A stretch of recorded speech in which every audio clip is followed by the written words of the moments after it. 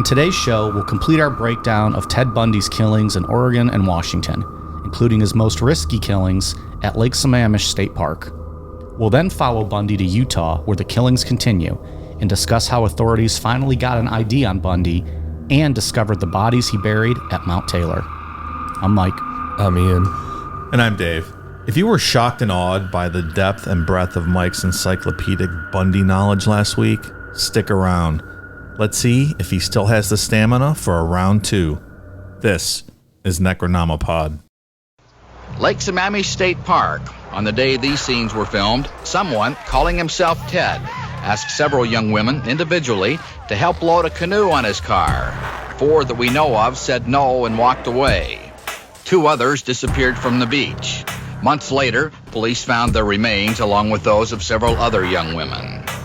The Ted witnesses described was shown in posters, but in the beginning, Bundy was not a suspect. He says police were looking for a criminal type, not a clean-cut law student like himself. They get hundreds upon hundreds of leads. Which one are they going to pick? The law student with no criminal background, or are they going to, go after the real weirdos? So I was pre-gaming before I came over in the interest of all fairness with a truly very delicious hard seltzer. And Dave was just telling us about the red, white, and blue Smirnoff Ice drink he had this weekend. Is this what we've become? Apparently so. I mean, fucking delicious, though. They taste like bomb pops. Tastes like America. Looks like America, tastes like America. They are pretty, if you see them like in the bottles, they're just like a bright blue, pretty drink. There's no trace of alcohol detectable when you drink something like that. It is literally like drinking a melted at bomb all. pop. Yeah. That's it. Yeah. You could drink a 12-pack in like an hour and a half. And then just throw up All red, the white, and sugar, blue yeah. from the sugar. 5,000 grams of sugar you just inhaled. But yeah, they are quite tasty. I would even ice myself so I had to kneel down and drink it quicker. Dave, you've been iced. Oh, damn it. Okay. It's like nobody in the room. Just having chugging it. There's like blue drink coming out of his lips, just like drooling down his chin. All right. Well, I'm on the vodka now, so. Okay. Very We'll nice. see how that Very goes. nice. What do you got? You got the citrus Truly. 100 calories. That's a lot. It's cheat day. Yeah, I know. Well, I had Culver's before I came over here, so. So it's a cheat day. It's a super cheat day. 100 calories is a lot. Oh, but I had Culver's an hour ago. Okay, buddy. Double smash burger with mayonnaise loaded up on it. Probably some cheese curds. It did have cheese curds. All right. Yep. So we're back to Ted Bundy. We got a lot to get into tonight, so might as well just jump on in. Part 2. So where we left off on part 1, young women around college campuses in Washington and Oregon started to disappear at a rate of 1 per month, starting in 1974. Bundy had found a spot on Mount Taylor in Washington that he was using as a burial ground for his victims, and we established a solid MO for him. Bundy would wear a sling or sometimes use crutches and act like he was dropping books or something along those lines. And at that point, he would ask a young college student for help carrying the items back to his Volkswagen Beetle. If the young woman took the bait enough to turn her back to him or bend over, Bundy would hit her in the head with a crowbar, and the rest is just kind of assumption based on Bundy's half-assed confessions. Around 11 p.m. on May 31st, 1974, former UW student Phyllis Armstrong said that a man walking with crutches asked her if she could help him by carrying a gas can to his Volkswagen Beetle. Once they got to his car, the man asked Phyllis to get inside and help him start it, but thankfully Phyllis got bad vibes and quickly left. About 3 hours later, 22-year-old Brenda Ball went missing. Was the can full? Could she have doused him and lit him up and did the world a favor back then? Probably, See? yeah. Missed opportunity. While Bundy was trying to abduct Phyllis Armstrong, Brenda Ball was drinking at the Flame Tavern in Burien, Washington.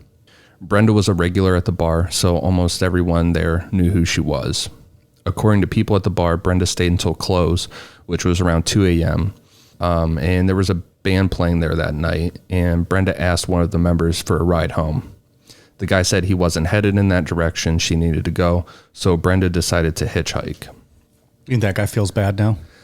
Probably. I would think so, right? I would. Yeah, I wonder about how much out of the way it was too. Also true. That's fair. You don't want to. Well, no. I mean, if you're like, oh fuck, it was only 10 minutes. That's what I mean. But maybe it was further. We don't know. We're just judging the guy now and shitting on him. And he's like, it was 2 hours out of the way. He had to make the next town for his next gig. That's right. When Brenda didn't show up at her apartment, her roommates didn't think anything was wrong. Like many of the young women we're going to talk about in this story, Brenda was living that free spirit life. She hitchhiked all the time and wouldn't come back to her apartment for days at a time. After almost 2 weeks, her roommates started to get worried. At this point, Brenda had been gone longer than she'd ever been gone before. And the biggest thing is that all of her clothes were at the apartment and there hadn't been any contact at all. I want to live that free spirit life. That's not for me. No? Me either. How's that work? You just start going, I guess. Just go. Clothes that you have on your back, just go. Now live. Yeah, that doesn't sound fun. Not at all. No. I changed my mind already. Like, Dave, you like to be in bed at 9 o'clock every night when we're not recording. I don't know if this life's for you. Don't know where you're sleeping. Good point. Little where I lay my head is home type action. Yeah, like I need a comfortable pillow. That's just not going to work. Like the band, the band doesn't even come on until like 11:30. You ask people to, hey, can we go back to your place? I just need to crash. They're like, dude, it's 8:45. Relax. One of her roommates went to the bank Brenda used and asked if there had been any activity on her account. When the bank teller told her friend that there hadn't been any activity, Brenda's friends decided it was time to call her parents. 16 days later, on June 17th, Brenda Ball was officially reported as a missing person. Try doing that tomorrow. Go to the bank and ask if your friend's account has had any activity. Yeah, they'll be like, all right, see ya. Nice try. Different times. Try getting information from them if it is even your own actual account. Good it's point. not so simple. What's your mother's favorite food and when she was 4 years old? It's your secret question. Bundy didn't really give any useful information regarding what he did to Brenda Ball. His longtime girlfriend, Liz Kopler, later said that she specifically remembered the night of May 31st, 1974, saying, quote, "It was a Saturday night and my parents came out from Utah. The tradition in the Mormon faith is that when you're 8 years old, you get baptized. And so I was going to have my daughter, Molly, baptized, and my father was going to do the baptism. We went out to dinner the night before, and Ted treated us all to pizza. He was in a big hurry to go after we were done with pizza. The next day, he didn't show up. He completely missed the baptism. He was probably 2 hours late. After it was all done, he showed up at the church. I forget what he said was the excuse, car trouble or something like that. I was mad because he was making me look bad in front of my parents. But never in our wildest dreams did we think he was out abducting people." Liz's mother also kept a diary, so we can corroborate what Liz said. Under May 31st, her mother's diary says that Ted took them to Pizza and Pipes for dinner and then dropped them off, saying he had to go home. That was Mike's college nickname, Pizza and Pipes. He'd make the girls the 99-cent Tostitos and then lay the pipe to her the rest of the night. I think it's well established on the show. Maybe it wasn't. That was back in like the Discord days. I do not prefer that 99-cent pizza. That's your gimmick. Totinos. What did I say? Tostitos? No, we used to do 99-cent Totinos. Yeah, I don't eat those. I'll do the those pizza are delicious. Rolls. They're okay. I love them. At a drunken night, sure, I could see that. I'll do the Totino's pizza rolls. I splurge that extra, $4.99 to get the big 100 bag mega pack. And I'll make them 5 and I'll eat the other 95. And then you get the pipe. There you go. Eat up, Toots. It's piping time. That Pipe and hop. Now you're getting piped down. That is a weird name for a restaurant, right? Like, what's the Pipes? I looked it up. There's a big organ in there. Oh, cool. In the restaurant. That's kind of cool. Sounds annoying as fuck. Fucking weird. You want to hear organ music while you're eating your slice? I don't think I do. Does somebody actually play it? Or is it just kind of there for decoration? I believe this one burned down when I was I was doing an investigatory on Pizza and Pipes. Like, what the hell is this? Yeah, I think it burned down. It looks like there's other ones, though. So Never heard of it. I kind of miss the days of there being like pizza joints where like you go in and eat pizza, right? Like maybe like a red tablecloth kind of place. Like it's all like it's agree. takeout now. Most places, like you could still go sit in a Pizza Hut, but why would you? No. Pitcher of beer. Yeah, like there's that place in town, Master's Pizza. You could do that there still. I would like. I miss that. It's more of a sterile fluorescent vibe though, versus like an old time pizza restaurant. Right, not the dim lighting. Yeah. You gotta have the dim lighting. And I don't think they have like the little like the pepper shaker thing on the Parmesan and red flakes. The on red the table. flakes. Like you need that on the table as well. It's mandatory. Yeah. I don't know. Just something needs to come back. Maybe we'll start a pizza place. I wish someone would open one of those. I think we should. Maybe you should bring back pizza and pipes. We'll look into it. We'll see. So it's not completely clear where Bundy was living at the time of this murder. Some reports say an apartment. What I'm assuming is in the one that he used to get revenge on Marjorie Russell, that girlfriend that he did like the couple years long revenge thing on. What do you mean, Marjorie? Yeah. Other ones say that he was renting a room, like a communal living, like tenement house kind of thing. Either way, even though things with Liz were serious, he wasn't living with her full time. During his interviews with Stephen McCod, where Bundy was doing that weird third person stuff, he said that the quote killer would have probably changed his MO for this murder, that he probably chose a hitchhiker as a victim because so many college students were going missing. Investigators are quick to call bullshit on this claim. And this theory makes the most sense to me, is that Bundy decided earlier on May 31st that he was going to kill a victim that night, but there was only a certain window of time that he could attack a college student. He prayed around college libraries and things like that. So in an effort to start looking for a potential victim at dusk, Bundy rushed out of dinner with Liz and her parents. By the time he found Phyllis Armstrong, it was already 11 p.m., and there weren't any other options around campus. So when Phyllis got creeped out and took off, Bundy's only option was to attack a hitchhiker. This wasn't some master plan of his to change MO and be, the super cunning killer. Imagine being in such a frenzy like that where you're out to dinner with your family and you just can't help yourself. You got to rush them through and get out there so you can kill someone that night. Burning your mouth on scalding hot pizza just to get out. It's wild. He does that a lot. It's risky, right? Yeah, and it seems like he tries to fight off. I don't know if he tries to fight it off or it just seems like it boils over a lot with him, where it gets to a point where it's like, I have to do this. It has to happen tonight. Yeah. Oh, speaking of the burning your mouth on the pizza, you ever seen those horror movie memes? Like where they put the little pizza. Oh yeah. The pizza roll In her mouth, and like they're screaming, so it looks like their mouth is burning from the pizza roll. Eating like pizza Toni rolls. Collette in Hereditary. Yeah. It's really funny. Eating pizza rolls is one of the most dangerous games a person can play. Like you want them so bad, and you like either have to have patience or you're just going to burn the shit out of your mouth, and that's it. You're just looking at them on the plate, like, Yeah. think they're ready yet? They're ready yet? And then like you eat like 2 or 3 of them when they're super hot. Then your mouth is just burnt. You can't taste the rest of them. So it's like, was that first 3 really worth the enjoyment? Because now the rest you're just literally chewing and swallowing nothingness. Here's what you do: you make them. You get them on the plate. You let them sit. You go open a beer. Okay. You have that one beer, and typically, as long as you're not fucking shotgunning it or chugging it, by the time you're done, it's about ready to go. If you're just casually drinking that beer. It's good advice. So you got to kind of think ahead, though. You don't want to get to the point where you're like, I'm done. I just need drunk food. Just Go saying. ahead. If you're eating them at the end of a drinking night, which is when I typically would. What else would you? Well, lots of times, but.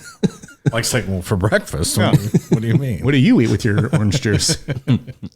So you got to kind of take stuff with a grain of salt with that whole third person. But Bundy said the quote killer would have talked to Brenda for a while on their drive. And when he found out that she didn't have any plans for the rest of the night, he asked Brenda if she wanted to go back to his place and drink some more. He told Brenda that there was a party going on at his place. So according to Bundy, all he had to do was stay focused and keep Brenda at ease. When they got back to his place, there wasn't a party going on. Bundy said that Brenda would have been nervous at first, but she was, quote, drunk and bored enough to go into the house and drink with the killer. Bundy said that they had consensual sex, but that wasn't enough for the killer, so he decided to strangle her, killing her in his apartment. This whole scenario is more than likely bullshit because investigators would find Brenda's skull on Mount Taylor with a huge fracture in her skull that likely came from a crowbar or the tire iron. He's probably just telling Stephen McCod bullshit. Plus, if he was living in just a rented room in a tenement house or something, doesn't seem like it'd be easy to do that, right? It's not an ideal place probably to do stuff like that. So he just drove right to the mountain. Yeah, he probably did exactly what he did with every other victim for the most part. Continuing with that whole wolf in sheep's clothing thing, at this time Bundy was working in Olympia, Washington as the assistant director of the Seattle Crime Prevention Advisory Commission, where he wrote their pamphlets to hand out on rape prevention. After this, he worked for the Department of Emergency Services, a state government agency involved in the search for missing women.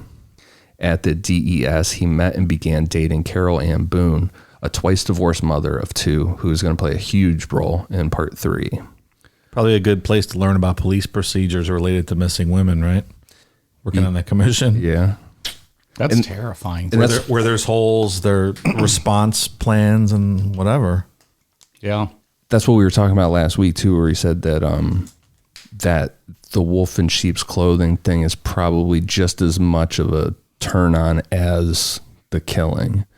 Just sitting there on that commission, knowing he's getting one over. That he's the one writing the rape prevention pamphlet. Smirking to himself. Yeah. Also, it would have been a little bit funny, Ian, if you were talking about Carol Ann Boone and you were like, she's going to play a huge role in part 6. Just let it go. Yeah, just keep talking.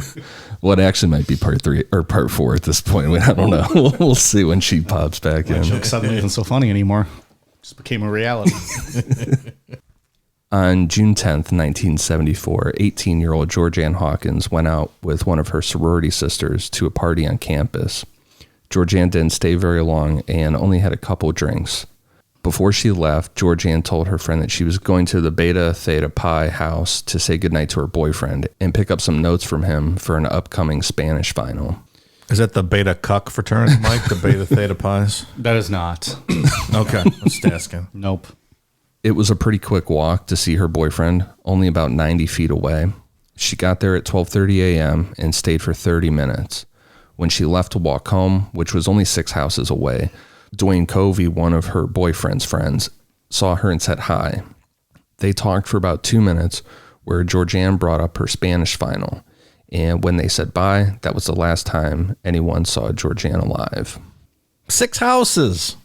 Georgiann had lost the key to the house she lived in. So if she was out, her roommate, Dee Nichols, would stay up and wait to hear Georgiann throw rocks at her window. It's like John Ramsey out here.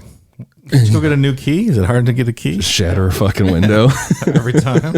At least she has the excuse of being like a college student that probably, they don't have a ton of money. Sure. Ramsey was a well-off dude. Dude, what are you doing? Well, let's break another window. Still one of the just stupidly ridiculous things of that entire story.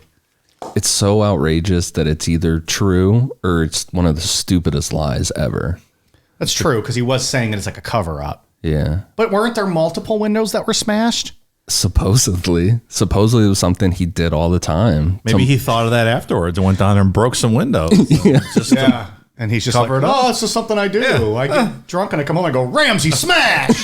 And he just breaks the window and comes in. It's so stupid, though. Yeah. It really is. When 3 a.m. came around and Dee didn't hear any rocks hitting her window and there were no other signs of Georgiann, Dee notified their house mother and the police were eventually called. Typically, the waiting time to report a missing person was 24 to 48 hours, depending on the police department, but because there was an obvious connection between most of the college students going missing, police arrived at 7:45 a.m. and launched a search. Police were working on the theory that all of the missing young women had similar appearances. Like the others, Georgiann was a young Caucasian female who was considered beautiful, intelligent, and had long brown hair that was parted in the middle. Police were also working on other similarities. The disappearances all took place at night, usually near ongoing construction work, and were within a week of midterms or final exams. All the victims were wearing slacks or blue jeans when they disappeared, and at many of the crime scenes, there were sightings of a man wearing a cast or a sling and driving a brown or tan Volkswagen Beetle. I think I would have changed my car by now. Yeah, he really loved a little bit, that Beetle. Even dying on that hill with the Beetle, man. We're going to talk about in the upcoming episodes next week and probably the week after that even when this motherfucker escapes from jail, he steals a Volkswagen Beetle to make his getaway. Right. That's crazy. He loves them. Also, like if you're in the business of dealing with like bodies, do you not want something a little bit bigger? Like, could you pick a smaller car? Like a big white panel van with no windows? I don't know. Also that, too. He liked to rip that front seat out, so he had all that extra room. Yeah. What was it that Ramirez changed after? Was that the one with Feinstein where she came out and said something about his clothes? Shoes. Yeah. Shoes. And he was like, oh, okay. She straight up said like size 10. They weren't New Balance, but something along those lines. She was like, oh, all right. Threw him right off a bridge that day.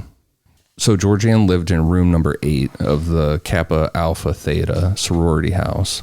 A search of her room showed that all of her possessions were still there.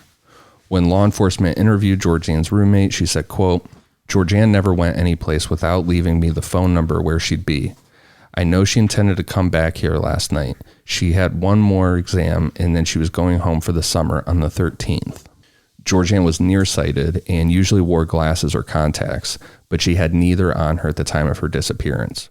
Her roommate told the police that the reason why Georgiann didn't have her glasses or contacts with her that evening was because, quote, she'd worn her contacts all day to study, and after you've worn contact lenses for a long time, things look blurry when you put glasses on, so she wasn't wearing them either.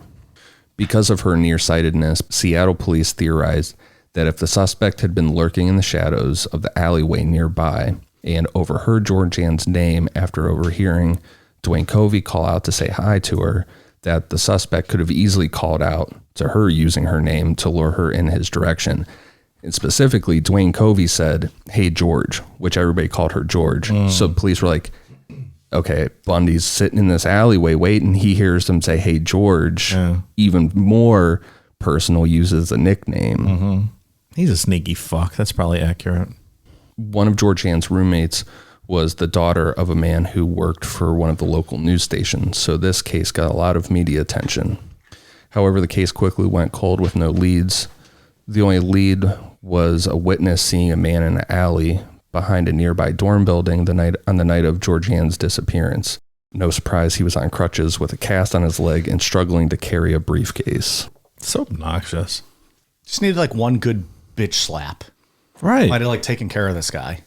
Or like a Ronda Rousey type trying to get abducted. Yeah, she right. fucking whoops his ass and hog ties him on the sidewalk. Yeah, like just the one chick or, who was taking like boxing lessons or something, just once.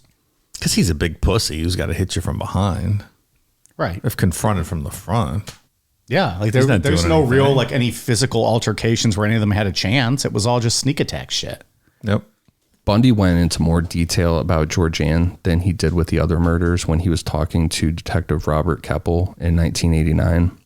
Bundy said he approached Georgiann as he was coming out of an alleyway, limping on crutches and dropping his briefcase multiple times. He asked Georgiann for help carrying the briefcase to his car that was parked about 160 yards away from where they were standing. Georgiann agreed to help him, and when they got back to his car, Bundy hit Georgiann in the head with a crowbar one time, knocking her unconscious, then pushed her in his car and drove away. This part really creeps me out for some reason. But Bundy said as they were driving, Georgiann regained consciousness and started incoherently talking about her Spanish final, at which point Bundy hit her in the head again with the crowbar. That's awful. A huge concussion, I'm sure. You don't even know what's going on. Yeah. You're just still talking about Last thing that was on your happening mind. that you remember, yeah. Once Bundy got to a secluded area, which I'm assuming was Mount Taylor, he said that he pulled Georgiann out of his car and quickly strangled her to death with a piece of rope. Bundy said he returned to the scene 3 days later, decapitated her, and took her head and buried it on a hillside nearby. Bundy also said that on the afternoon after he abducted Georgiann, he rode a bike back to the scene and saw that her house was taped off by police, but no one was at the parking lot where he attacked her, because why would they? It's over a football field away. That's not even what they're working on, you know? They don't know. So he was able to go and recover Georgiann's earrings and one of her shoes that had fallen off when he was pushing her into the car. God damn, they're just sitting right there.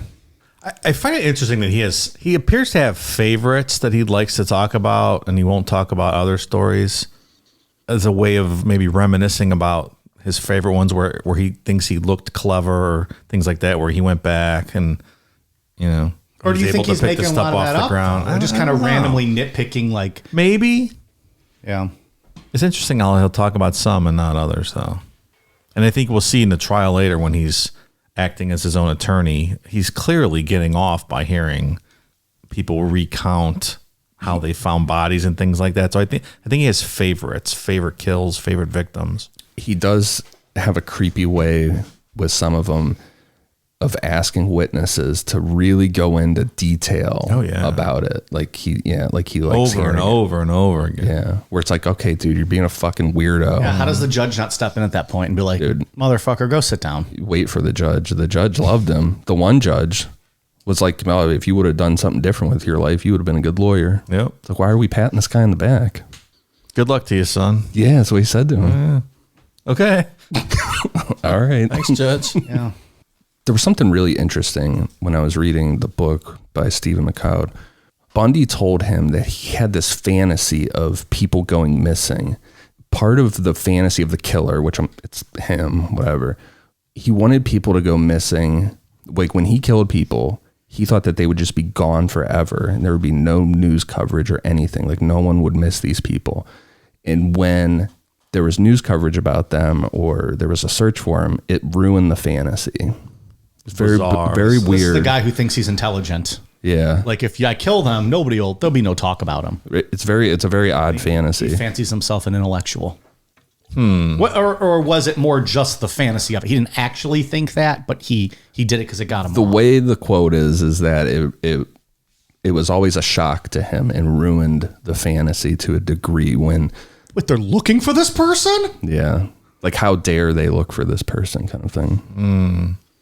It's very interesting. odd. What kind of like narcissism is that? Like fucking almost intense. like how dare they ruin my fetish and my fantasy? Like who do they think they are looking for their loved ones when I'm, doing my thing, getting off over here? Yeah. And he's hunting in the wrong socioeconomic victim pool if he, looking for victims that no one's going to miss. Right. As we've seen with numerous other serial He's better killers. off with the hitchhikers and, the nightlife scene. I just found that very odd. It's a very How weird his brain works. Yeah, it's a very weird fantasy. Like why I don't understand why that would be such a big part of it. When we've talked about other people who got off on watching like the news coverage. Right. And like who was it? I've mentioned it before. Who went back to like the scene of the crime to watch them find the body. Oh, our friend. Yeah. Peter Curtin? Yeah. He used to love that shit. That's right. Like he would go back and hide like in the bushes and watch them discover like the body of the woman he just killed. Or he'd set a house on fire and hide to watch the people try to put it out. And drop loads as soon as he saw. Isn't he the one that like cut the goose's head off and like got off on it? Like that was the first time he came to like the blood. He just straight up came in his pants every time. When the blood hits the floor. Yeah, the Jizz sound hits of it. the zipper. Is that what you said then, or is that? I don't know. I was That's waiting for a crazy. rhyme, but I don't know where you go with that one. Like that's something wild in Peter Curtin's brain, right? Oh, Did you just come and you're not even hard? Right. It's all brain synapses firing. Like there was the one where he saw a horse that was like got hit or something, was dying on the side of the road, and he just came in his pants. I like that the weirdest part for you was that he was coming soft as opposed to like, a dead horse. Well, or I mean, the goose whole with his thing's head weird. cut off. Like that's to me a little bit more bizarre. How about when the blood hits the ground, I unchamber my round. All right, there we go. You're back. You got it. The other thing at this time, there was a panic going around. Yeah, but The police were being pretty, keeping it close to the vest, but the news media, news outlets, they were piecing this together. A lot of young women stopped hitchhiking. Smart. There was a big, kind of PSA going out, stop hitchhiking. I know we even had a patron message us that his mother lived in this area at the time. So she started doing her hair differently. And a lot of women were, if they had brown hair parted in the middle, they started doing their hair different. just like Son of Sam, kind of changing their appearance up a bit. Yeah.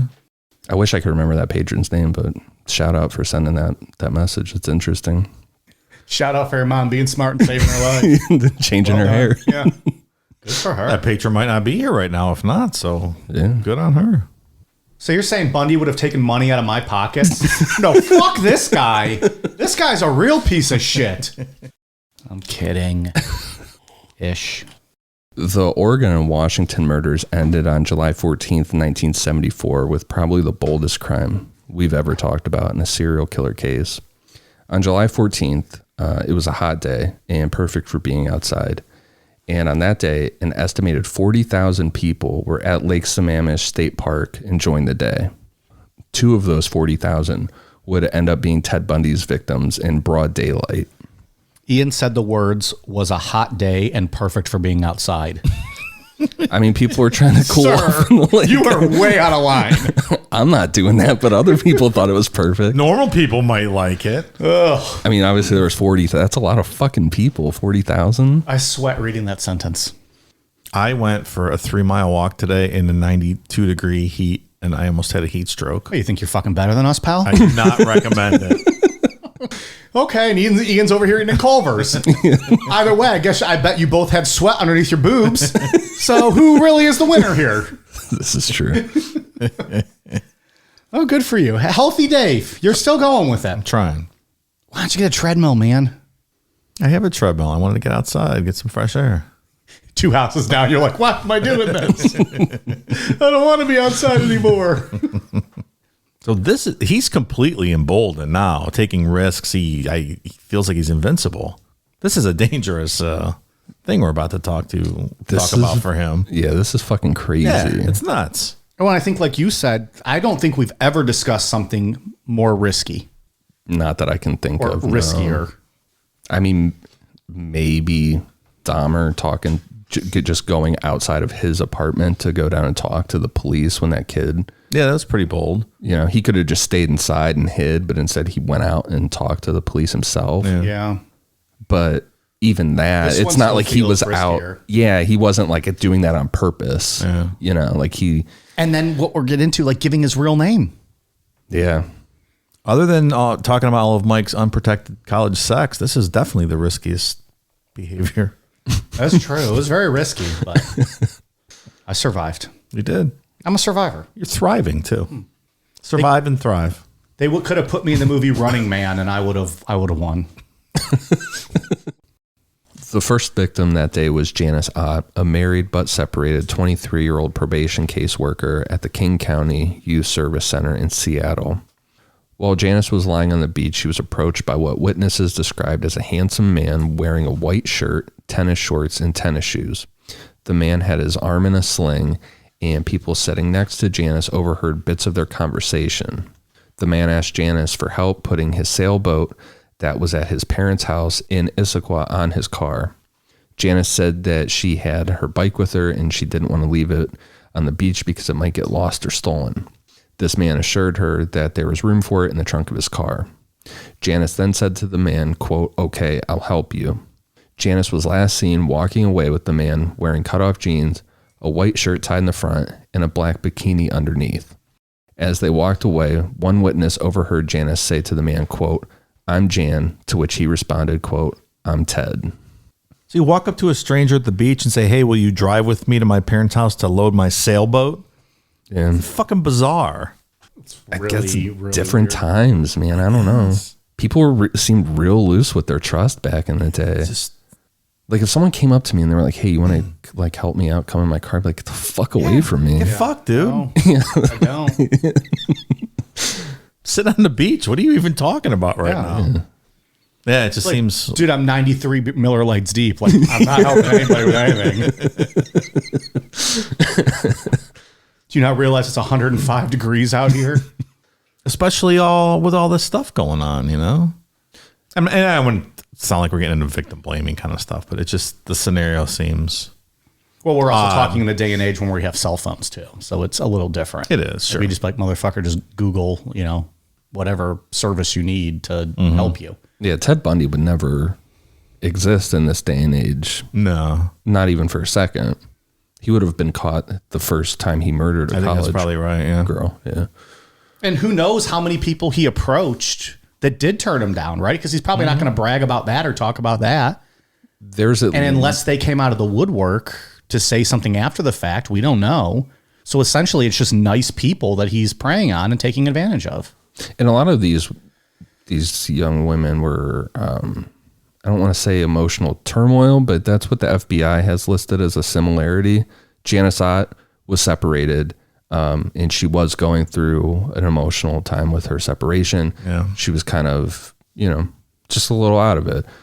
Most of these young women were either fights with their boyfriends, different things like that. Caught them at the right time. Yeah. Maybe their guard was down. Yeah. Maybe not even something they normally would have done. Because I can't remember if I put it in the outline or not, but on this day, he, at least that we know of, he approached 5 different women outside of his victims, doing the same shit, saying his name was Ted, with the sling, and can you help me get my sailboat? You know, we always talk about going back in time or going forward. I am changing my story about going to the future, and I will go back in time, and I would like to beat Ted Bundy to death with a baseball bat. This obnoxious fucking prick with his stupid fake cast. But then you're going to jail, Dave. Why not just turn him in? I'm going to take him up to Taylor Mountain. I'm going to fucking bury his skull. I'm never going to find him. There you go. Who did you say you were going to dig up one time and beat their bones with a baseball bat? Is that what he said? Yeah. But he's a future guy. Not anymore, buddy. I'm a Bundy hunter. All right. I don't know. Somebody, he said he wanted to dig up their bones and beat them with a I baseball cannot bat. fucking I stand don't this remember guy. that. I'm sure somebody will tell us. I just So now this is number 1 on your beat the shit out of list. He's at the top now. All right. 4 hours later, Denise Naslund, a 19-year-old computer programming student and office assistant, disappeared from the park. She was on the beach having a picnic with her boyfriend, her dog, and another couple. Around 4:30 p.m., she left the group with her dog to use the restroom, and that was the last time she was seen. Her dog later found its way back to her friends while they were searching for her. No witnesses are known to have seen Denise talking with or leaving Lake Sammamish in the company with a man with his arm in a sling. However, Denise was well known to help out anyone who asked for help, so she would have likely agreed to help Bundy without a second thought. She was also fighting with her boyfriend at the time. Well, there you go. This is What another. you were just saying. Yeah, this is another one the FBI marked as in that kind of emotional, somewhat of turmoil, I guess. Which then still goes, I go back to how many people with like each of these incidents did he actually approach that are just like ignored him or kept walking? And maybe people that never gave it a second thought and never made the connection back to who he was. Sure. Like you're not just going to get this lucky every time. With this one, I mean, there's at least, like I said, I can't remember if I put it in the outline later on, but at least 5 that we know of that came forward and said, yeah, there was this fucking weird guy who said his name was Ted and he asked for help. Yeah. So, and you know, people might have just forgotten about it and moved on with their lives and never made a connection to anything, which is understandable too, but it's Which is the normal response. right. For the most part, for most people, it will be. Right. So it's just weird that, eventually he's getting to the people that are some, like we said, turmoil. Yeah. Or just overly nice and wanting to be, decent human beings, which I'm not in touch with that, but I think people out there try to be. I like to think that I'm a nice person like that, like a helpful in a safe way. Like I'm not going to do Aren't you the guy that this. just said, get the fuck away from me? Well, The guy yeah. came up to you and asked for help. I like to think I'm a nice human being. Get the fuck away from me, man. Do you ever stop and pick people up? Like I've thought about it before. See people walking with gas cans but people get robbed because they do that and their boyfriend, whoever's in the bushes, and it's just too dangerous to help people these days unless you have your gun with you. 2 or 3 times I've seen either people on the side of the road, like walking like they were out of gas, or people that look like they might have been in a small fender bender and have slowed down and just said, do you guys need any help? And then they usually just say no when I keep driving. That's nice. Yeah. But it's not like I'm not stopping even. Like I slowed down to the point where if I needed to pull over, I could. But I don't think I'm putting myself in any danger. Like you're not going to get to me. I can still just keep rolling. Right. But I've stopped to ask if they needed help. I remember one time I was like on an off ramp. I was getting off on 3 from 71, and there were people stopped. And it was like at night. I think I was coming back from like a whatever shift or something, and I stopped and asked if they needed help. I think it was 2 women, but they said they didn't, so I just kept going. They probably thought you were going to kill them. Maybe so, which is smart by them though too. Yeah. But that's my point. You just can't trust anyone. right, like if I was them and it was dark and I rolled up, like you'd be like, we don't know what this fucking guy's intentions are. But Keep driving, Peter Curtin. yeah. And then they'll just call me Peter Curtin. I was like, ugh. I guess I do all my stuff with like money related. Like I'll buy people shit, or like Drug Mart does that thing where they have like the little flyer of what the local pantry needs or whatever. Sure. Like I'll buy stuff for that, Sure. or give homeless people some money or something. I take it back. You're a good guy. Yeah. I'm not picking anybody up. I'm not applause for picking you. anybody up or. You are the first Taking them recipient anyway. of the Cool Down Media Man of the Year award. Nice. We'll follow up again next June. We'll see. See who wins again. Spoiler alert, it's probably going to be you every year. I am not hard in the slightest right now. You should be. Take a little bit. That's a major award, fella. Man of the Year. The inaugural Cool Down Media Man of the Year. Wish Dave had his game show, like round of applause. People going nuts. Woo! So what Bundy told Stephen McCod seems to be pretty accurate with the evidence that would be found later. This quote is from their conversation after Bundy has explained that he found an empty house to break into. He said that this was more than likely a vacation house, and he knew that whoever, or quote, the killer, knew whoever owned it would not be coming back anytime soon. This quote also starts after Janice Ott is already bound and in the house. Would the MO be the same with the second victim? Since published reports indicate that a number of women were approached in the same manner that day, and since that first one worked, since he wasn't acting with much restraint, I guess he figured a similar approach would also be successful. Would he change clothes? Probably not. Would there be any alteration in his appearance? Probably not. Would the second be taken to the same place as the first? Well, we're figuring this person had fallen into kind of a routine or pattern, and so we'd assume he took her to the same place. We can assume that because apparently the bodies were found in close proximity to each other. Would the second victim see the first victim? Oh yeah, probably. In all probability. Would the other individual still be alive or not? Well, had he been cautious, he would have probably killed the first individual before leaving to get to the second girl. But in this instance, since we've agreed he wasn't acting cautiously, he hadn't killed the first girl when he abducted the second. Would there have been any unique thrill or excitement from having the two of them there together? In all probability, we're probably talking about an aberration here, a unique circumstance. Would the first victim be conscious? In all probability. What happened when they encountered each other? It seems there would be little importance attached to the arrival of the second individual. It seems the person would be more acutely interested in her own welfare and well-being. I suppose if you took two such individuals and kept them confined for days or months, they would certainly establish a rapport and be very concerned about each other's welfare. Here there was a good amount of fear and panic. Most of us freeze under those circumstances. We might surmise that in this case there was little interaction as such. This individual would not want interaction, as he did not want interaction on a one-to-one basis. What happens then? He'd follow the same pattern with the second girl as the first. In view of the other girl? In all probability, yes. After the sexual assault, he has two bound victims. What does he do now? Well, by this time, his frenzied compulsive activity of that day has run its course. Then he realized the jeopardy he was in. Then the normal self would begin to reemerge and, realizing the greater danger involved, would suffer panic and begin to think of ways to conceal the acts, or at least his part of them. So he'd kill the two girls, place them in his car, and take them to a secluded area and leave them. Right away? Within a matter of hours. It's pretty straightforward there. Seems to be very accurate based on how these women were found. Clear as day. He's speaking about himself. Who knows what house that took place in? We don't know that. Which is People fucking in the house crazy. probably still don't know. Yeah, which is crazy. There's some house out there near Lake Sammamish. Is that- Yeah. Yeah, that is creepy. Where this took place at. I feel like if I was not there that week, I might be selling that house. Just in case. Yeah. That's awful. Aside from the witnesses sitting next to Janice Ott on the beach, which were the ones who overheard her talking to Bundy, 5 female witnesses described an attractive young man wearing a white tennis outfit with his left arm in a sling, speaking with a light accent, which they said perhaps was Canadian or British. He was introducing himself as Ted, and he was asking for help unloading a sailboat from his tan or bronze-colored Volkswagen Beetle.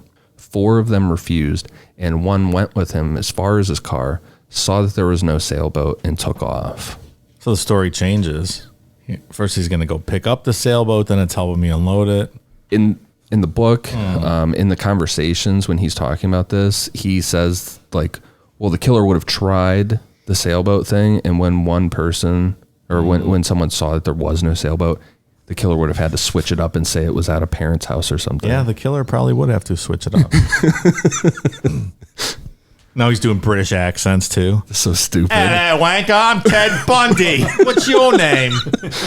Which is even weirder. Like, why would anybody fall for that? Yeah, right? You know, like, not to victim blame, like you said, or fault these women, but talking with a British accent, be like, weird. Like, who are you, dude? But they said Canadian too. Could being up in the Pacific Northwest, maybe he picked up a little bit of a Canadian accent. Yeah, maybe.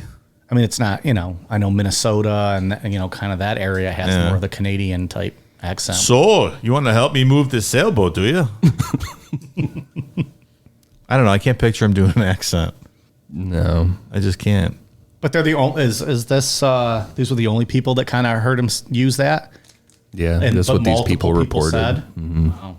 With this, police finally had a detailed description of their suspect and a potential name because he was saying Ted to everyone. So a composite sketch was printed in the newspapers and broadcast on news stations.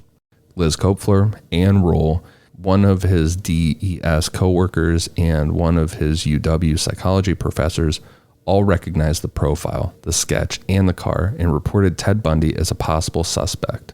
But detectives were receiving about 200 tips per day, and they thought that there was no way a clean-cut law student with no criminal record could be their guy. Which, I guess, fair enough, but... hindered by technology, being able to process and cross-reference all those tips. Yeah, that's a lot of tips for 1974. Yeah, right. And when you hear this, it's like, yeah, no fucking way this guy is doing this. It's funny, they all knew. They're like, that's fucking Ted. That's him. It's his fucking car. It's Ted. I wonder how forceful they were. I don't know. Well, we're going to see in a little bit. Liz is really sure of it. Yeah, I knew she reported. I didn't realize Jaws' mom called him too. A plethora of people reporting him. Yeah. They had him pegged, man. They knew. God damn. Now a word from our sponsor, BetterHelp. Life can be overwhelming, and many people are burned out without even knowing it. Symptoms can include lack of motivation, irritability, fatigue, and more. We associate burnout with work, but that's not the only cause. Any of our roles in life can lead us to feel burned out, and BetterHelp Online Therapy wants to remind you to prioritize yourself. Talking with someone can help you figure out what's causing stress in your life. When I get burned out, my stress level skyrockets. This usually causes me to have crippling anxiety, which then prevents me from getting anything done. I often have to take time to stop, remind myself to breathe, and just relax. Talking with someone about how you're feeling can also help you out, more than you probably realize. Your mental health should be taken seriously. Nothing can cripple your day or stunt your motivation more than feeling depressed, anxious, or sad. We all have a lot to deal with in our daily lives, be it the struggles of work, keeping food on your table, or even paying the bills. Your mental health is one area that you shouldn't have to worry about. So whether life currently has you down, you're feeling unfulfilled, we're all experiencing our own form of strain in our mental health. And for that, BetterHelp is here for us. BetterHelp is customized online therapy that offers video, phone, and even live chat sessions with your therapist. So you don't have to see anyone on camera if you don't want to. It's much more affordable than in-person therapy, and you could be matched with a therapist in under 48 hours. Necronomipod listeners get 10% off their first month at betterhelp.com/necro. Again, that's BetterHelp, HELP.com/necro. That's BetterHelp.com/necro. And thanks to BetterHelp for sponsoring today's podcast. Since Bundy was living his normal life throughout all of this, he was applying to other law schools. Since he dropped out of the Seattle School of Law in August 1974, Bundy received a second acceptance letter from the University of Utah Law School, and he moved to Salt Lake City, leaving Liz in Seattle. He stayed in constant contact with Liz, but he dated, quote, at least a dozen other women. Ted got hit with some reality in the Utah Law School that he wasn't as smart as he thought. He said other students, quote, had some intellectual capacity that he did not.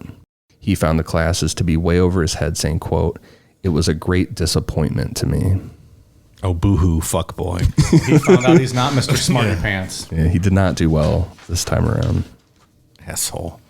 Bundy moved to Utah in September of 1974, but on his way there, he claims to have murdered an unknown hitchhiker in Idaho. Bundy said that he picked up the young woman and then raped and strangled her.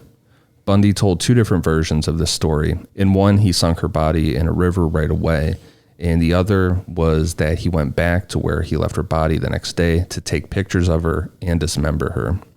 He brings up the picture thing quite a bit in various accounts. And he says like he got rid of them and destroyed them, but like a Polaroid type deal going on.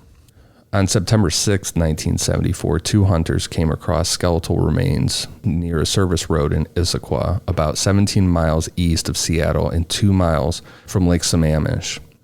King County Police sealed off the area, and after a 3-day search, 2 skulls were found along with other bones and patches of reddish blonde and dark brown hair. Through dental records and samples of hair taken from hairbrushes, it was determined that the skulls belonged to Janice Ott and Denise Naslund. There was also a third set of remains discovered consisting of a femur and several vertebrae. It's pretty much accepted that these belong to Georgiann Hawkins, but they were unable to be identified, and to this day she's still considered a missing person. The first known murder Bundy committed in Utah was of 16-year-old Nancy Wilcox. This happened on October 2nd, so Bundy himself said that the killer would have been trying to kind of go clean or go straight for a couple months here, which makes sense, given the time frame, but that he was trying to not do this kind of stuff. But fresh start, new Ted. Yeah. It's a new me. New Ted. Utah Ted. You Mormon Ted. You walked 3 miles today, new Dave. He didn't kill for 3 months, new Ted. Same thing, right? Maybe get those magic underpants when he became a Mormon. It just changed his whole, the magic underpants stopped him from killing. He tried. Yeah. Did his best, I guess. Can we roll back a couple minutes here? We talked about the Polaroids. Doesn't Mike Nawapod still owe the fans pictures of BTK poses himself in the woods doing? What was the, did I just say I would do it, or did something had to have happened? No, you just said you would do it. Yeah, that's like 15 people are listening, though, so it doesn't hold up in court. Now there's 30,000 people listening, so. Yeah, I believe it was supposed to be like a reconstruction of the BTK pictures. Maybe in the right setting, in the right moment, with enough alcohol, that could be done. We'll see what happens. So it's still on the table. It's not off the table. That's it. Did someone bring that to your attention, or is this just hear people ask about it every now and then? Jesus Christ! Yeah, I see a comment pop up. Yeah, they never like forgot. 4 people listening back then. Not anymore. They want it, man. So people go back 3.5 years ago, and they're like, "Mike fucking said this, that asshole." And then they listen to every other episode. Pretty much that's how they say it. And they hear us talk about all these other things that we never delivered on. We have a lot of great ideas on here when we're drunk and, Sure. tomfooling around. But you and the BTK poses, that seems to be a big one that people would still like to see. Maybe on my OnlyFans then. Jeez. Sick freaks trying to get off in knee and lingerie. Yeah, I remember he's like hanging from the tree kind of with that weird mask on. There'll be a lot of... I don't want to hang from a tree, though. That's weird. Yeah, he's like all bound behind and shit. We'll hold you up. We won't let you fall. You guys just hold like my feet, but like we'll edit you guys out so it looks like I'm hanging there. All I'm going to say, there's probably going to be a lot of bean flicking once you finally take these photos and release them to the public. Okay. Hey, to each their own. If that gets you off, photos of me and, my hairy thighs get you off, have at it. Sorry to derail. I just, Polaroids popped in my head and triggered my question about BTK. I get it. Speaking of photos, that's how this all started. I sent you guys a photo a couple hours before we recorded. I was out watering my lawn, drinking a delicious hard seltzer, listening to Nickelback Rockstar as loud as my speaker would go, like every, man does. And I sent you guys a picture of like the speaker and like the hard seltzer, and Ian's like, that looks refreshing. So I was like, I'll bring you some, pal. We all just want to be big rock stars. That's what I hear. On October 2nd, 1974, Nancy Wilcox disappeared after leaving her parents' home in Holiday, Utah. When Nancy didn't come home, both of her parents thought that she ran away. It sounded like there had been issues with that in the past. The details of Nancy disappearing weren't made public until December of 1974, but this was because other young women and teens had gone missing in that time frame, and by December it was thought that Nancy was connected to this string of disappearances. A day after Nancy's case was made public, a waitress came forward to say that a girl matching Nancy's description was at her restaurant with a handsome guy that had a mustache, and they left in a light-colored Volkswagen Beetle.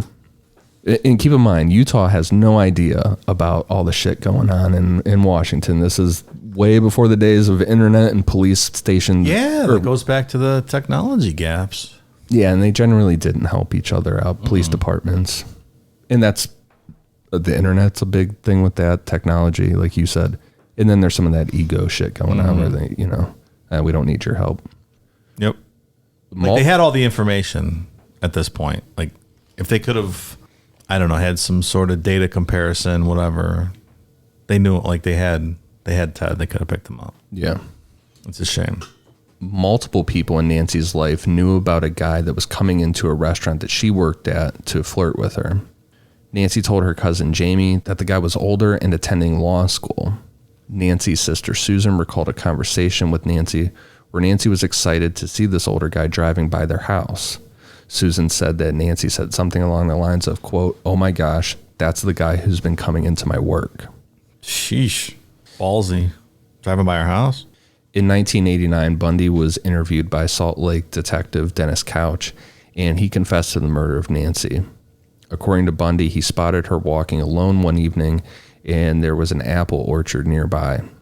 He said that he forced Nancy into the orchard, tied her up, and drove her back to his apartment. He claimed to have kept Nancy alive in his apartment for 1 day before killing her. He wouldn't go into any further details of her murder, and Bundy claimed that he didn't know who Nancy was, and it was completely random.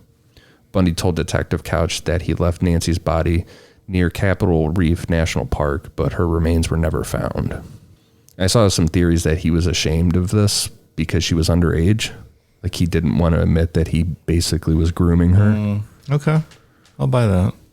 I don't know, how accurate that was, but it definitely was not random. He had interactions with this girl. With all those eyewitness accounts.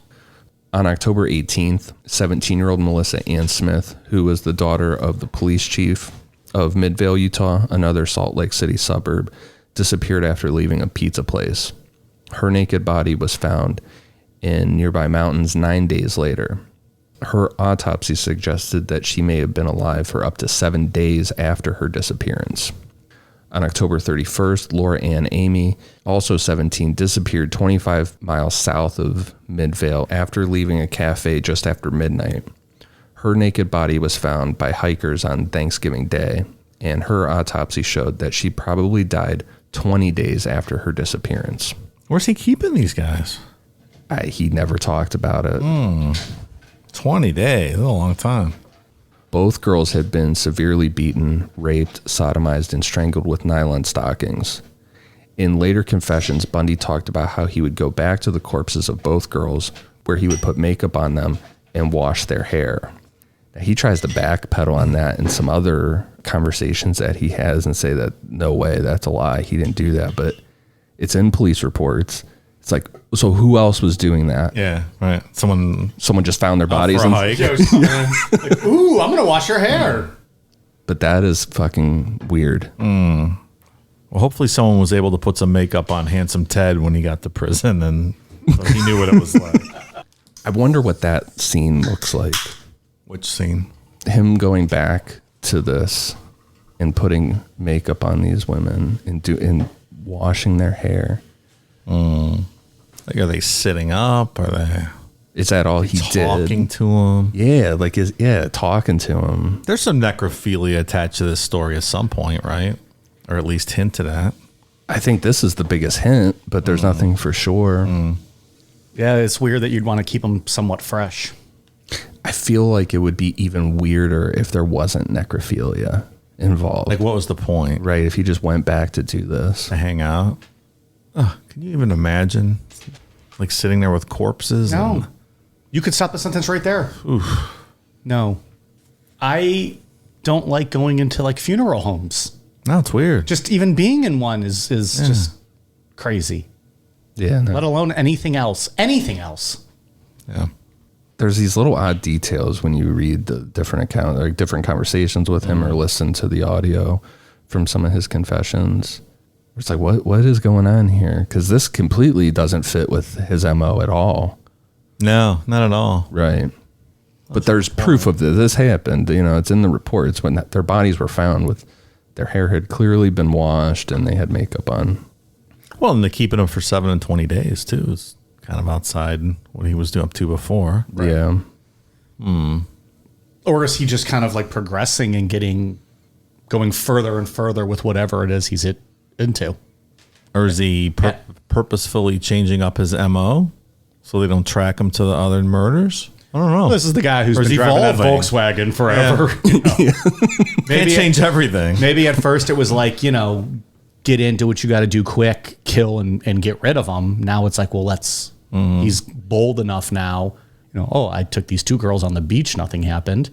I'm going to keep these bodies around a little more. I think that's a valid argument, sure. Maybe part of it is if he keeps them around, they're still alive.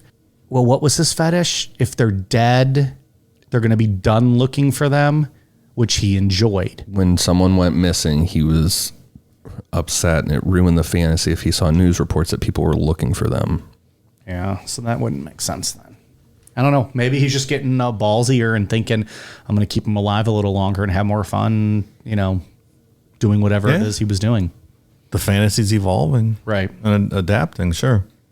And I wonder if it's like a drug high or something. Like after you get used to something for a while, it kind of gets boring. So you got to ramp it up a bit. I think that makes sense. On November 8th, Bundy approached 18-year-old Carol DeRanch at a strip mall type place in Murray, Utah, less than a mile from the Midvale restaurant where Melissa Smith was last seen. He identified himself as Officer Roseland of the Murray Police Department and told Carol that someone had tried to break into her car. He asked her to go with him to the station and sort it out, and Carol agreed, and as they were driving, she pointed out to Bundy that he was driving on a road that did not lead to the police station. In response, he quickly pulled to the side of the road and attempted to handcuff her. During their struggle, he accidentally locked both handcuffs on the same wrist, and Carol was able to open the door and escape.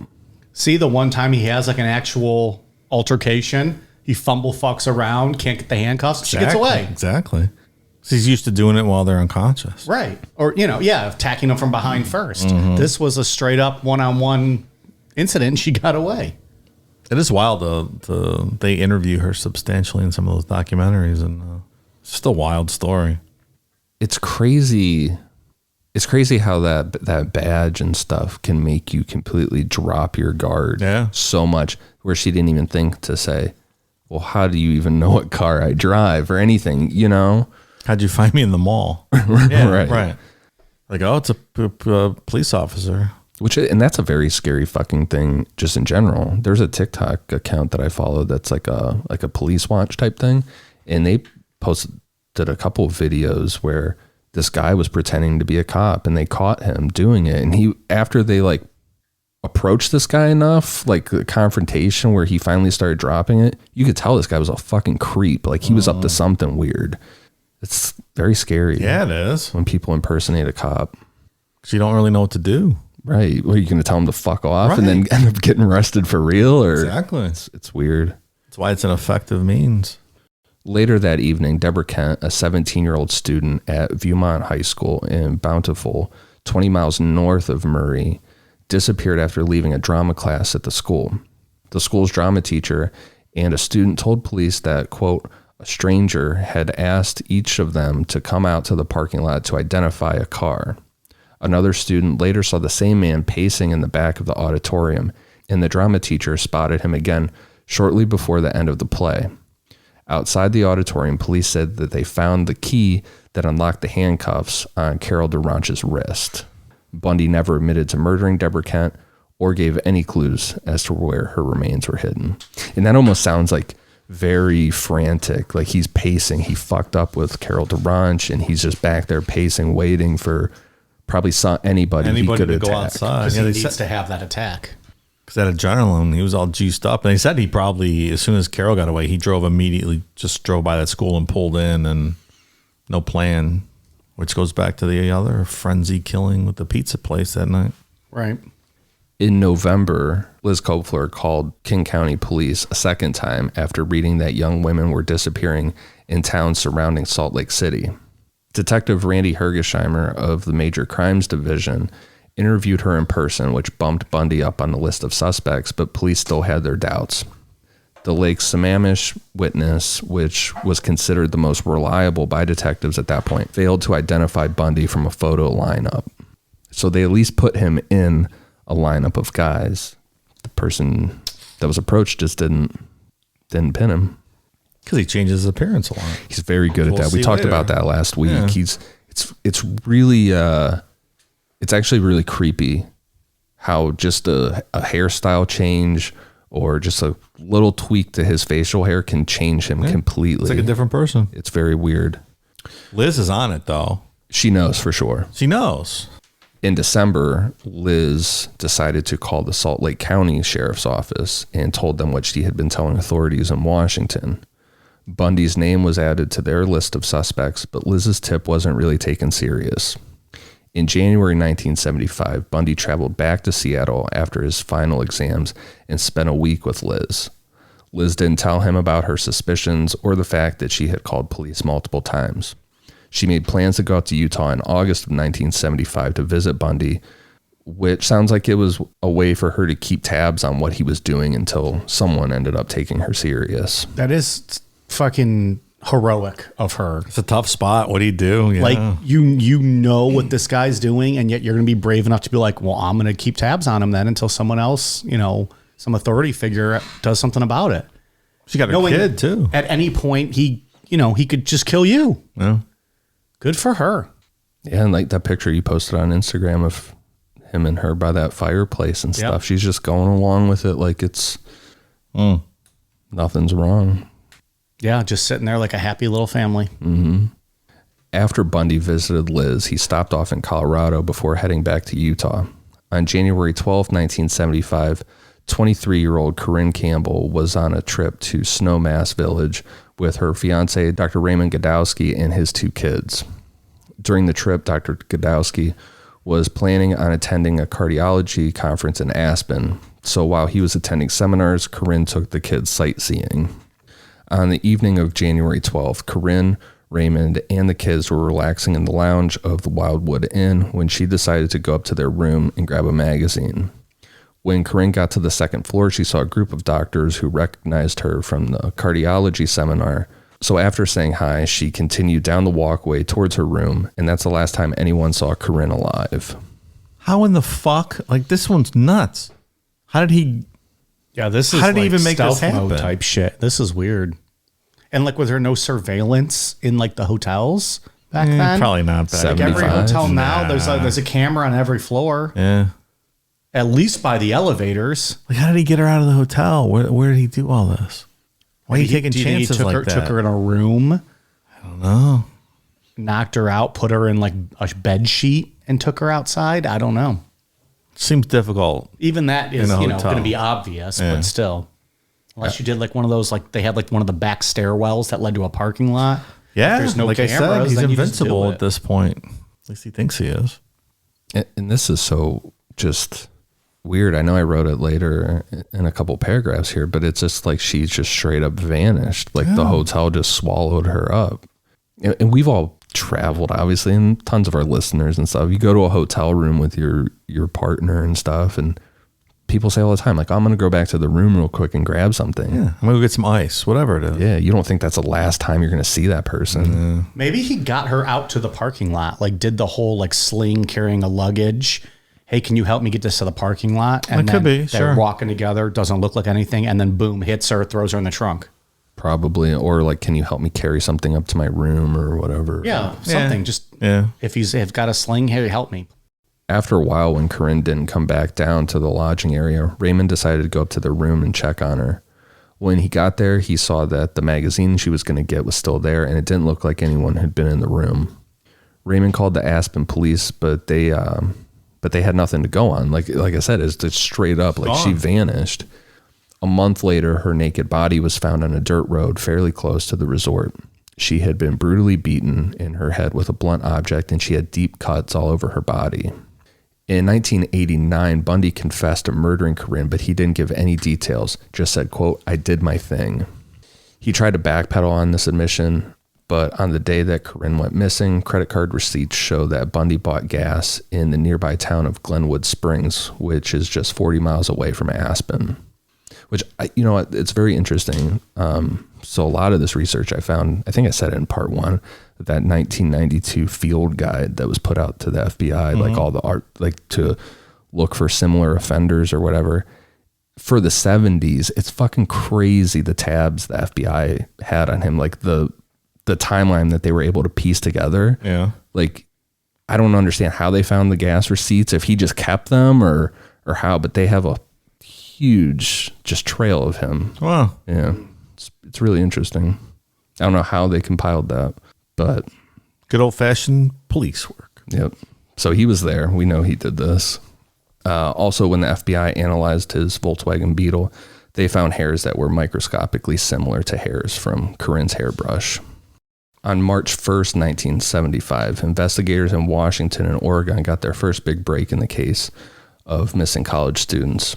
Investigators found Bundy's burial site on Mount Taylor when 2 forestry students from Green River Community College found the skull of Brenda Ball. 2 days later, on March 3rd, Detective Robert Keppel found the skull of Susan Rancourt, who had vanished from Central Washington State University in Ellensburg. Roberta Park's skull was the next to be found, and the last remains to be found on Mount Taylor were those of Linda Ann Healy, which was just her jawbone.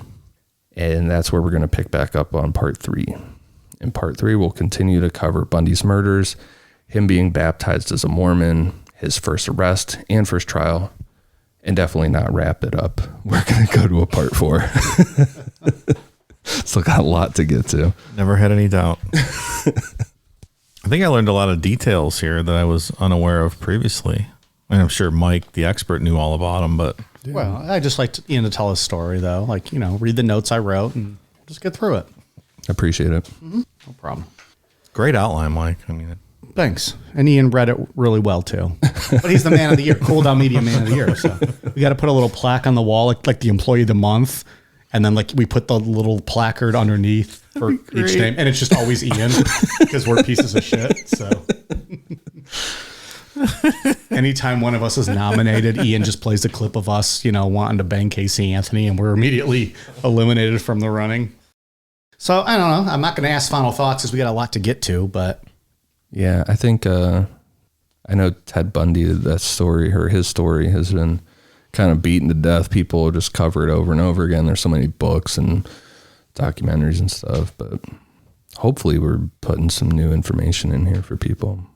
The FBI files that I found on him are really, really interesting. yeah, That clearly, that mixed with the book that I was reading, The Confessions with the Killer, is really good. It's very interesting. good stuff. Okay. We got some patron shout outs. Thank you very much to Matthew Corley, David Graves, Joshua Theo, Randy Maurer, Chup, Clint Barnett, Mike's Dangling Inside Out Rectum. Jesus, pal. Don't Be a Little Shit. Santiago Mendez. Jintar Mikovicut. Christian Brown. Izzy. Jason. Difficult Damsel. Noah Young. Mike's Full Balls. Holly Vol. Mike Jar Squatch Chef Boyardee cans. Was that you, Dave? No? Okay. That was my guess for the week. I'll probably have more. Stockars, Alexandra Pontiff, Amy Klee, Lucas Wood, Anna, Amy, Simply, Kurt, Emily B, K, Mike Stinky Poon. There's a lot of people obsessed with my name. There's a lot of Mikes out there. Maybe they're just talking about them. Piper Jones, Banshee, Josiah, Maybe Verstinks. I think it's Mike. B. Verstinks. I got it now. Yeah. So I'm guessing that one's Dave. Might have been. Jordan Vasquez, Isaiah Aliyamama, Terrence Went, Ashley Clark, Kate Layton. Thank you all very much. We are at patreon.com/Necronomipod. Ian.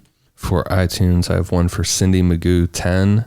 Are you kidding me right now, Kelly? Samantha Loves Dave. Oh, big fan of Samantha Loves Dave. So she realized that she can just update her iTunes review to get bumped back up to the very top. Oh. Yeah. She said, I didn't realize I could rate you guys again. So she gave us a second review? Yes. If you reword and edit your review, it just goes back up to the top again. Okay. So presumably, in theory, someone could do that every week and get their review. And to the Ian's top being of the Mr. Nice list. Guy, obviously, Cool Down Media Man of the Year, and he's gonna read them every time they do that. Bish Please 44, Lindsay R 77, Spilling Sin. I like Lindsay R's review. It said if I had one complaint, it said I can't marry Dave. That's a good review. There's still time.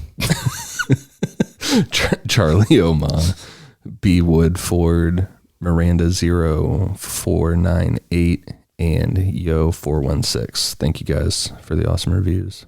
Actually, Mike, it was if I had one complaint is that I can't marry Dave or flick Mike's nips. So that's our other complaint. Yeah, that was never happen. You will be knocked out cold before you even had a shot to get within an inch of these nips. Dave, the international reviews? I have one for Rhiannon, and then we have an updated one from Nevin Hewitt, upgraded to a 5-star, even though we ruined the end of Seinfeld for his girlfriend. Hello, 30 years ago. Get with the program, Nevin Hewitt's girlfriend. Did we actually talk about the finale of Seinfeld? I don't know. They say we ruined it for her. We talked about I know we've talked about the Curb reunion that they did. Maybe we did get about into the finale. We talked about the jail stuff one time, how Seinfeld ended. But It wasn't great, but it wasn't awful. it was just so-so. Yeah, it was okay. How would you compare that to the Game of Thrones ending? I didn't think the Seinfeld ending was great. Game of Thrones is better. Okay. Yeah, I feel like once it's like 5 years old or something, it doesn't count anymore. Yeah. Do you think his Yeah, we can't be held accountable for that. Like that was literally what, fucking 1998, 99?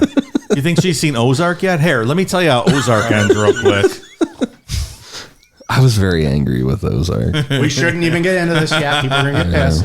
Yeah, that just ended like a month ago. Yeah, let them watch that one, pal. I don't know. What's the limit on spoilers? Like a year? Like you have a year to watch something. No, because people go back and find old shows. I wouldn't do a year. I don't think after a year, though, like if you didn't watch it live, at that point, you have to be like anytime you open social media, something might pop up with the finale. It's true. After a year, I don't think you could be held responsible at that point. Yeah. You think she's seen Stranger Things season 4 part for 7 episodes yet? Let's go into them. Let's tell her what happened. Let's.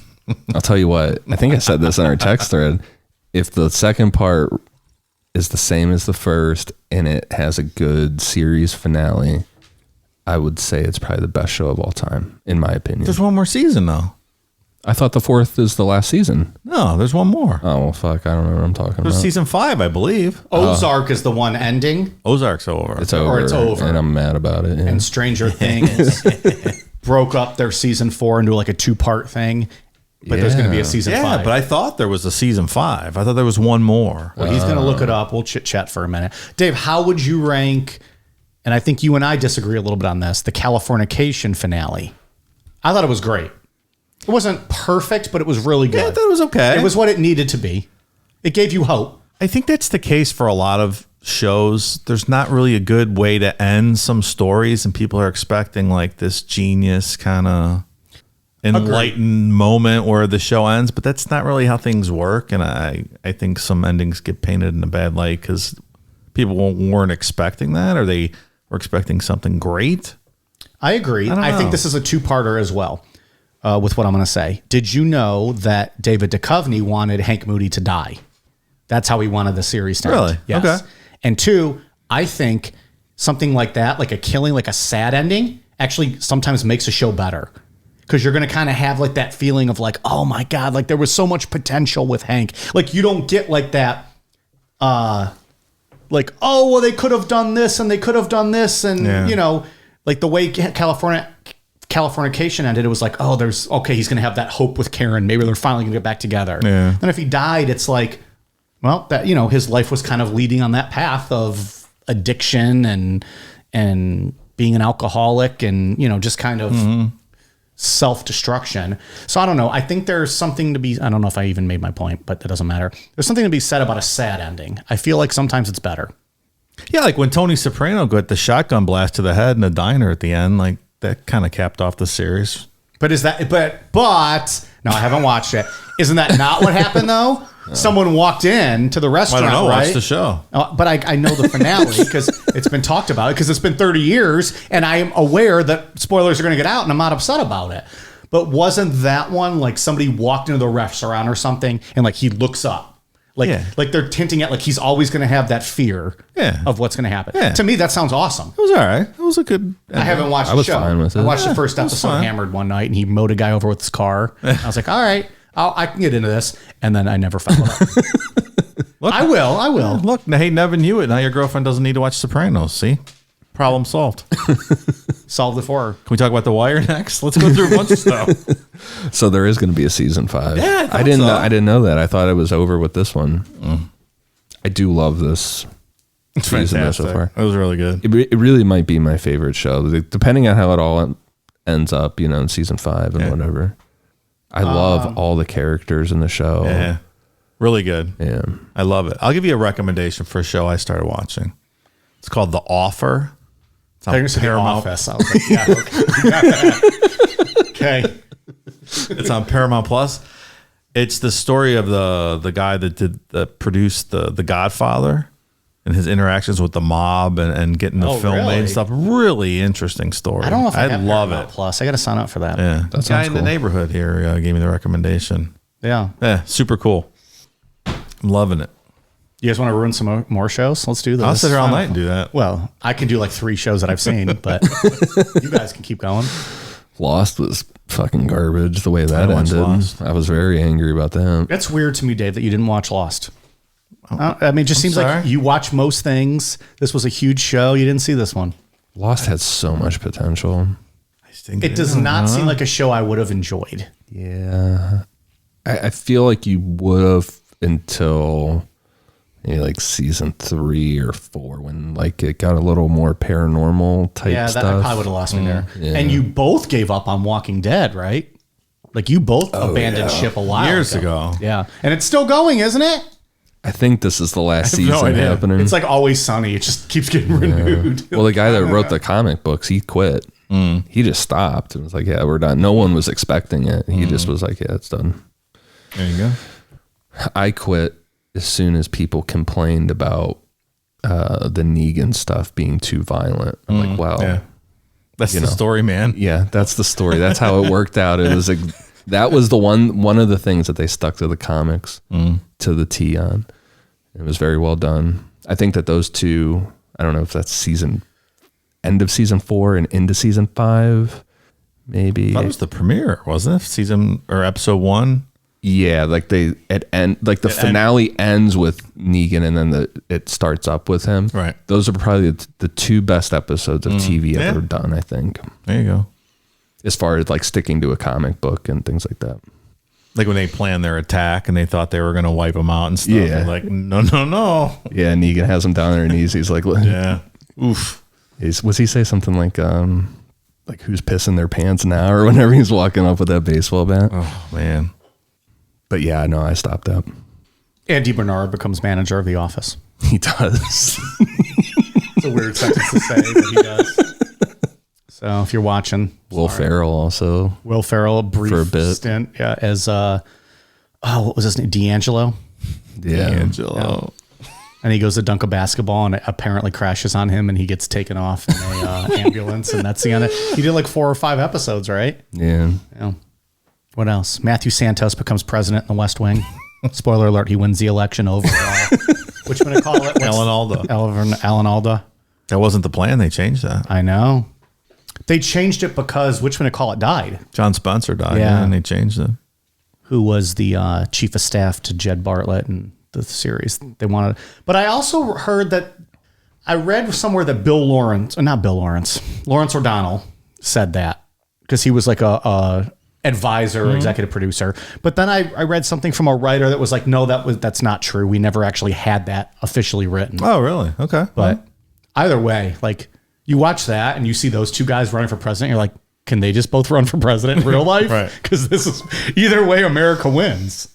Alan Alda was awesome in that. He was really good. Oh, really good. Yeah. You don't see him in much, really.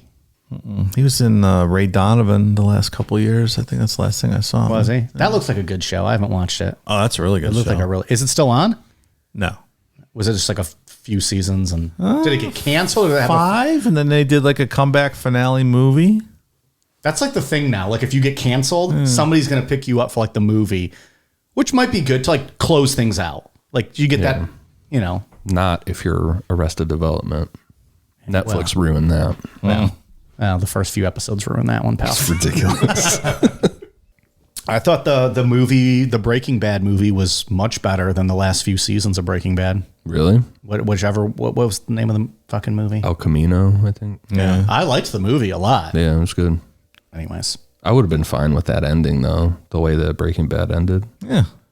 because Jesse drove away, right? Yeah, he got out of there. In the finale. He fucking strangled Todd. to Exactly. death. That was the greatest thing ever, watching that was- Todd that get was strangled. Yeah, I fucking hate that guy. You guys really get so fired up about this guy. If you guys ever met this guy in real life, I feel bad. I feel like you guys would attack him. We probably would. I don't even want to watch movies with that He's guy. probably the sweetest dude. I just want to punch him. Just like this dumb fucking psychopath. Oh, man. Yeah, like, and dumb in intelligence. He's just yeah. fucking stupid. And Wasn't there a movie? He was in something kind of recently that I think we all watched. Maybe I don't remember. It doesn't matter. But I mean, I agree with you guys that like I think of him from Breaking Bad. I don't want to physically assault him like you guys do. But I guess he played his part well, right? yeah, he did. Oh, yeah, absolutely. I'm trying to think of an act, something comparable to that. I don't know. We spoiled so many shows tonight. This is awesome. I like this. Maybe Ramsay from Game of Thrones. I think I hated him Okay. just about as equal as Todd. It was very. I think you can make that argument. yeah.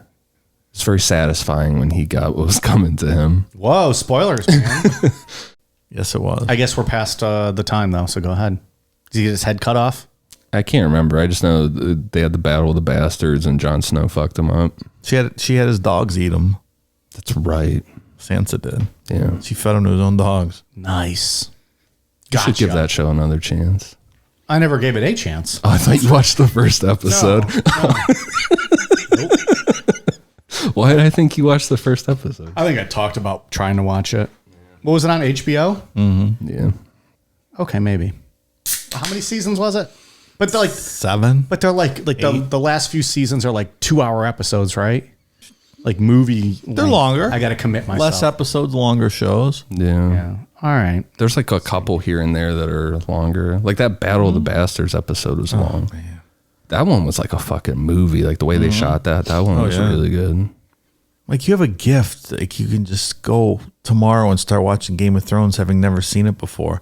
Like if that was can. me, I'd lock myself in my basement for the next But I week. already know what happens. Fucking Ramsey's eaten by his own dogs. What's the point? I get it. I mean, that's just amazing. If I could do that tomorrow, I wouldn't do anything else. I'd be interested to see, like, hear what you think Game of Thrones is. Just like what you've heard from us for the past 3 years, compile that into what you think the show's about. Maybe over the Necro Night at the Movies, instead of doing like a movie 1 month, I'll just watch all of Game of Thrones and then we'll just make an episode on Game of Thrones. And that'll be the Necro Night at the Movies. You're gonna watch all 8 seasons? Well, we'll get to it Okay. down the line. But once I finish it, we could just do a show on Game of Thrones and I'll give you my initial thoughts and you guys can just, talk about how much you fucking loved it and whatever else. I'm going to chalk this up to things that we don't follow up on. Maybe, though. Maybe I would do this. I don't know. I need to watch something new. It's been a long time since I've watched something new. I'll watch it all again if we're going to do this. Oh, yeah, I would too. Well, I just discovered over Memorial Day weekend, History Channel did a little mini series on Teddy Roosevelt that I missed somehow. So I've been. I don't think I saw that either. Watching. I don't think because History Channel's not on YouTube TV. That's true. I think that's why we missed it. So it's only like, I don't know, 4 hours or so, but just limited time. So I'm going to work through that first because I got to watch Teddy Roosevelt. Of course. Then we'll see. Maybe I'll do some Game of Thrones for a future topic. I would rewatch that. I wouldn't even say you have to. I'm just saying, Yeah. if No, I I watch would, it, though. we can discuss it. You're like, no, this I is will. my excuse. It's for work. Got to watch it. It's like 90 degrees out. I don't want to go outside anymore. Yeah, you did your 3-mile walk. You're good for a month. All right. Well, we really had a bit of a thing here at the end. Anything else? We good? Yeah, I'm going to go home and watch the Skinwalker Ranch show. There you go. Any other spoilers we got to throw out? No, I don't think so. That'd Yeah. be kind of rude. Well, at this point, though. No, I got nothing. Okay. Next week. More spoilers coming at you. That's right. It's a spoiler show. Welcome, everybody.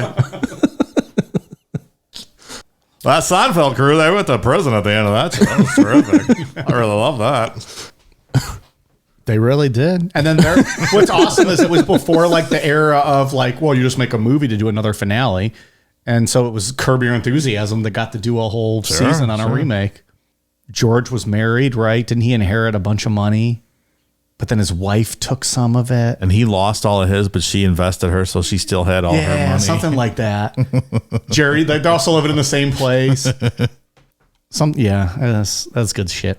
All right, we are on Twitter, Facebook, Instagram, YouTube at Necronomipod, patreon.com/Necronomipod, necronomipod.com for our, what do we got? Stickers still going on up there. Sure do. And amazon.com, search Necronomipod for all of our clothing merch. Thank you.